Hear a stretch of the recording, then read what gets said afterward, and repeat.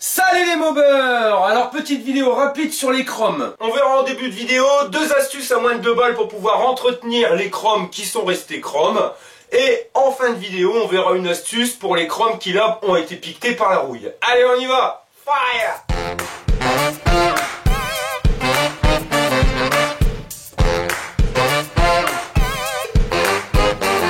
Comme on va faire le tuto sur mon pot d'échappement chromé qui est plus trop brillant et sur la poulie qui est pas trop accessible, le plus simple ça va rester de le démonter. Alors c'est parti pour un bon démontage. Cet instant mécanique vous est offert par les outils Admecool, les seuls outils qui vous pètent à la gueule.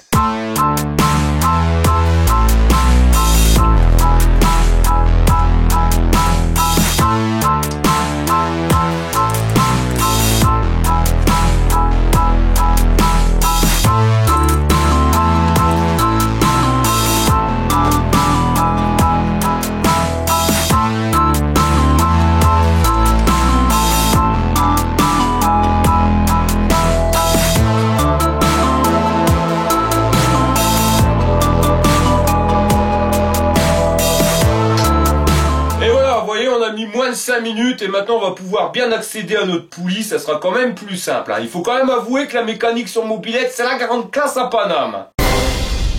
Alors comme vous pouvez le voir, le pot il est vraiment cradingue, ça là-dessus il n'y a pas de souci, mais il n'a pas l'air de présenter de point de corrosion. Mais par contre c'est de la graisse, enfin de l'huile bien cuite, donc ça c'est vraiment un truc merdique à enlever. Donc on va voir si nos astuces à 2 balles sont capables de nettoyer ça. Et pour la poulie, bon bah c'est de la crasse, un voile, mais surtout un piquetage, parce que là on le voit c'est vraiment piqueté dedans, donc bien rouillé. Donc on va voir si notre troisième astuce est capable d'enlever tout ça. Pour notre première astuce, on va utiliser du WD-40. Alors ça, tout le monde en a dans sa caisse à outils. On va venir poser notre pot d'échappement sur un vieux chiffon, histoire de dire de pas en foutre partout.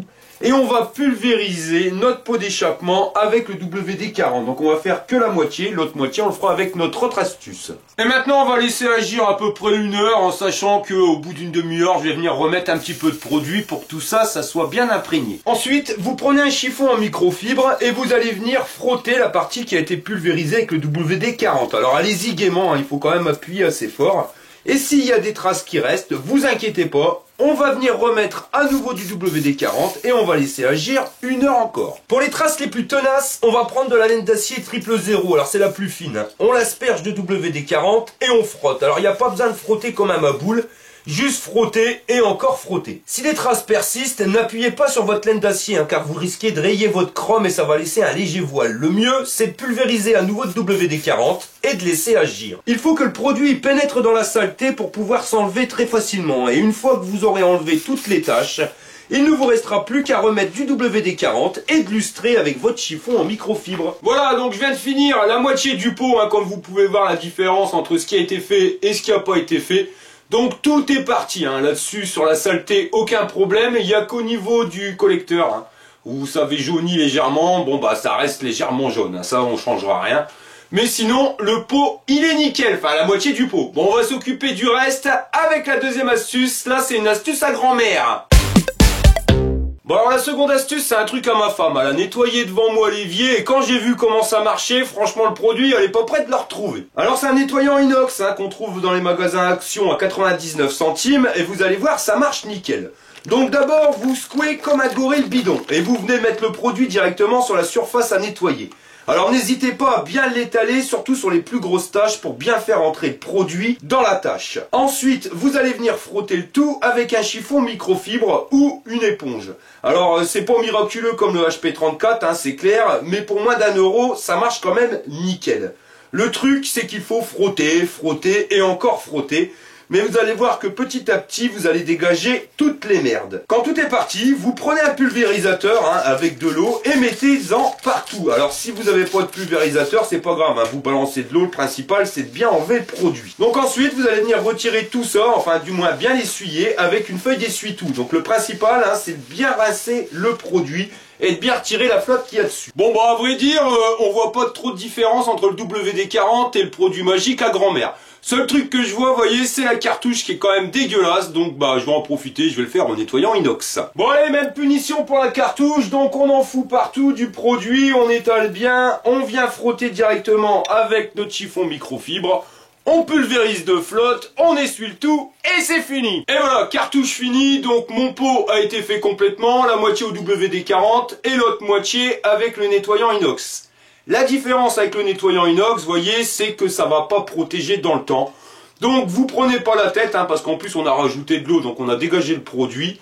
Vous allez prendre de l'huile à salade, hein, n'importe quelle huile de colza, de tournesol. Moi je vais prendre de l'huile d'olive et je vais venir l'appliquer directement sur un chiffon et je vais en foutre partout sur mon pot pour le protéger. Et voilà, vous voyez, il est nickel chrome mon pot, c'est qu'à de le dire. Donc j'ai oublié de dire un truc tout à l'heure, c'est quand vous appliquez au WD-40, vous n'êtes pas forcément obligé de mettre de l'huile parce que le WD-40, lui, il protège déjà.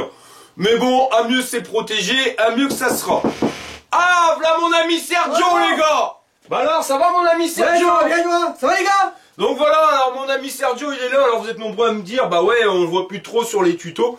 Bah c'est normal, hein, il a ouvert son entreprise, ouais, Sergio. Ça y est, c'est fait. Alors t'as fait quoi? En couverture? Ouais, en couverture. Donc bah pourtant t'as des problèmes de couverture, faut ouais, je le sais. Remettre un petit peu. Un peu ça, quoi. Donc voilà, donc le temps qu'il lance tout son bordel, hein, le temps que ça se fasse, parce que c'est pas forcément évident, surtout de trouver des clients. Ouais. Mais enfin, il a quand même quelques chantiers.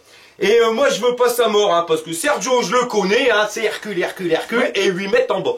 Donc je voudrais pas que la fatigue des vidéos, parce que croyez-le, même si la vidéo elle dure 5-10 minutes, bah pour nous c'est une journée de boulot, et bah comme il travaille, il est obligé de faire ça après, et c'est pas forcément évident hein, de finir à des heures pas possibles. Donc voilà, et moi je veux pas ta mort sur la conscience, hein. Ouais. Madame, elle te laisse faire sur une toiture? Ouais. T'as déjà vu travailler? Ouais, mais bon, tu fais attention quand même. Ok, bon bah ça roule, de toute façon à mon avis 10 toitures et... Bon bah voilà, allez les gars, hein. Salut, bon t'es venu voir quoi? Un café, bah ouais. Bah ouais. Heureusement qu'il a pas ouvert un magasin de café, hein. Non, je fais faillite, hein. Carrément, il aura tout bu. La troisième astuce, ça va être un petit peu plus compliqué, cette fois ça va être enlever la rouille sur du chrome ou sur du métal poli. Donc enlever la rouille sans forcément tout déglinguer et en faisant que la pièce, elle brille. Pour ceci, on va prendre un récipient dans lequel on va y mettre du vinaigre blanc. Et on va y rajouter du jus de citron. Alors le dosage, c'est à l'œil. On prend du bicarbonate de soude et on le met sur la pièce à dérouiller. Alors vous prenez une brosse à dents que vous allez tremper dans le mélange jus de citron, vinaigre et vous frottez l'intégralité de la pièce. Enfin du moins là où vous voulez enlever la rouille. Allez-y gaiement jusqu'à ce que la solution ne mousse plus. Vous remettez du bicarbonate et vous frottez au vinaigre citron. Alors faut pas avoir peur de frotter, hein. Et si vous avez des blessures, franchement les gars, mettez des gants car ça pique quelque chose de pépère. On remet du bicarbonate et on frotte encore et encore jusqu'à avoir une espèce de pâte qui recouvre la pièce. Quand c'est le cas, vous blindez de bicarbonate et vous allez petit à petit mettre du vinaigre au citron. Alors vous allez voir, ça va mousser comme une bière à la pression. Et ça, vous allez le laisser agir minimum 1 heure. Quand la mousse forme une croûte, avec votre brosse à dents, vous allez frotter et toujours frotter. Hein. De toute façon, les mecs dans la restauration, frotter, c'est un truc qu'on retrouve souvent. Donc, vous frottez. Hein. Le but, c'est d'avoir une espèce de pâte abrasive. Donc, si c'est trop liquide, remettez du bicarbonate pour épaissir le tout. Quand vous avez réussi à avoir une pâte assez consistante, hein, et que vous voyez que ça mousse plus, et ben là, vous allez pouvoir vous aider de la paille de fer 000. Et à nouveau, on va frotter la pièce. Alors, le but, c'est pas d'appuyer comme un gros taré, hein, non, bien au contraire, car c'est la pâte abrasive qui va enlever la rouille. Donc, la rouille de surface, c'est clair que c'est la paille de fer qui va l'enlever. Mais en apparaissant, la rouille, elle crée des piquetages, hein, donc c'est comme des minuscules trous remplis de rouille. Et ça, pour l'enlever, ben, coucoune, hein, parce que c'est assez galère, car la brosse à dents, ben, les poils, ils sont trop gros pour rentrer dedans, et la paille de fer, c'est la même chose. Donc, le mieux, ben, c'est de se servir, donc, de cette pâte abrasive, hein, et, parce que seuls les grains de bicarbonate qu'il y a à l'intérieur, ben, sont assez fins pour pouvoir rentrer dans les trous et dégager cette saloperie de rouille. Donc vous frottez avec la paille de fer, mais sans appuyer comme un malade, de telle manière à ce qu'il y ait toujours de la pâte abrasive entre votre paille de fer et la pièce à nettoyer. Et vous frottez, toujours frotter, jusqu'à temps que la pâte devienne grisâtre. Quand c'est le cas, eh ben c'est que ça doit plus réagir beaucoup. Donc on va venir le nettoyer, hein. Vous prenez un chiffon microfibre et vous enlevez tout ça. Alors n'hésitez pas à frotter, hein, parce que c'est pareil, hein, ça va enlever, donc les grains de bicarbonate en frottant vont enlever aussi les excédents de rouille.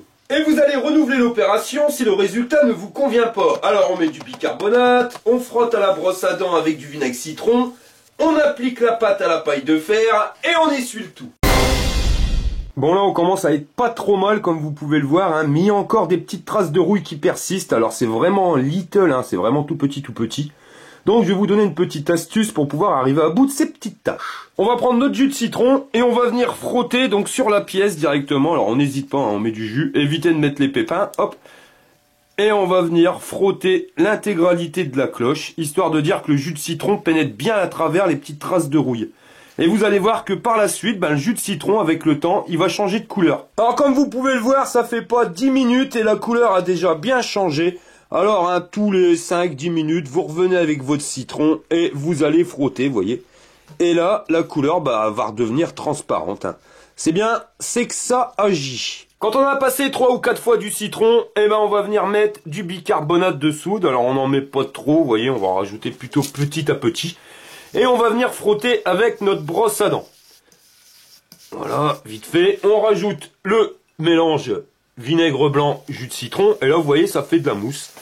Donc on frotte et toujours on frotte. Alors le but, hein, c'est que dans ces petits trous que la rouille a créés, hein, donc en faisant le piquetage, la rouille à l'intérieur, elle est solide.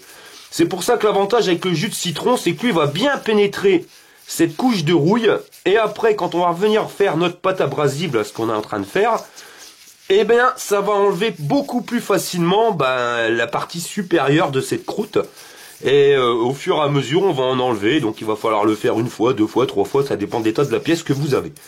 Donc on remet un petit peu de bicarbonate, histoire d'avoir une pâte quand même assez épaisse. Et on frotte.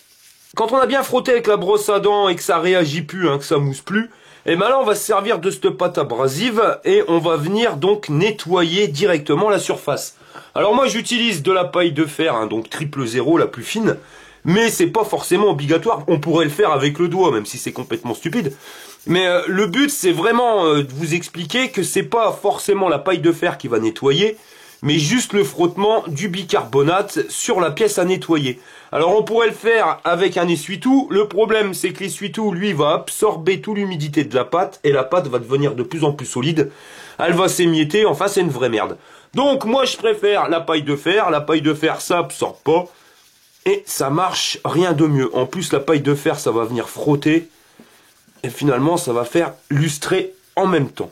Donc, on frotte et on frotte encore. Quand vous avez frotté et qu'il vous reste plus de pâte abrasive, hein, parce que tout a volé partout, on va pouvoir l'essuyer avec notre microfibre. Voilà, donc il ne faut pas hésiter à appuyer, hein, parce qu'il reste de la poudre. Et la poudre de bicarbonate, c'est vraiment ce qui va enlever toutes les traces. Donc là, on est plus que pas mal. Hein. Donc comme on peut le voir, il y a toujours un petit effet, un peu un voile. Bon, ça, c'est le piquetage. Donc les trous, ils sont corps, ils ont été vidés de rouille. Hein, donc c'est pour ça qu'on a un aspect brillant. Mais on n'a pas un brillant bien net parce que les trous ont été faits. Hein. Donc ça, c'est sur du métal poli. Sur du chrome, vous aurez exactement le même effet. À savoir que c'est complètement stupide parce que, moi, comme c'est du métal poli, j'avais juste à le polir. Et ça aurait disparu complètement. Mais c'était vraiment pour vous faire le tuto. Vous pouvez pas polir sur du chrome parce que vous allez dégager la couche de chrome. Donc vraiment impératif à suivre à la lettre. Et comme vous pouvez le voir, ça marche nickel. Donc maintenant, on va le protéger pour le faire briller. Et ça, on va utiliser l'huile d'olive. On prend notre chiffon, on vient y mettre de l'huile d'olive et on va frotter l'intégralité de notre pièce.